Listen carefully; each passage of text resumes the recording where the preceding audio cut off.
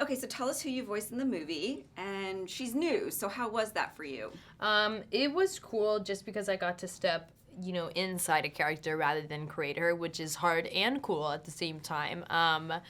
It was interesting having to work alongside all these amazing actors just because I didn't get to actually work with them, which is a little bit of a downer, but it's a lot of pressure because you're going with the big boys now, the big leagues.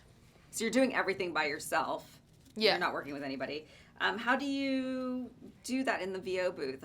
What's your process? It's usually I have a process whereas I'll have the director pick a lot of different clips from animated movies and regular live action films for things that he wants to see the character develop, vulnerable and this and that and the way she talks and the way this girl moves her mouth, whatever. So I'll have them send me that list and then I'll mimic everything. I'm really good at mimicking voices, so it's a little bit easier for me. But then this was so easy because I didn't have the director do any of that. It wasn't necessary because this character is just like me. And they told me I could use my super low manly voice, so it was perfect. I have that super low manly voice too. How is Cora a role model for teenage girls? I think she is a kick-ass super chick. She doesn't let anybody push her around. She's a little bit bossy.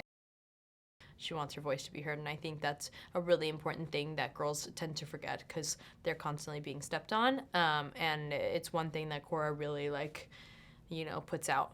I'm getting the sense that you can relate to that. Yeah. Yeah.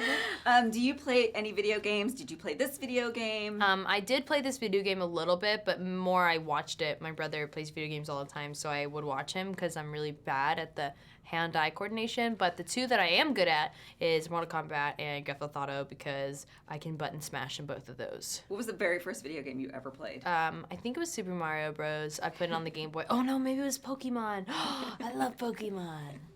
Mine was Pong, so that shows okay. Okay. Mine I don't think Pong. I've played one ever since then. What should family and fanboy audiences expect from the movie? What does it deliver, in your opinion?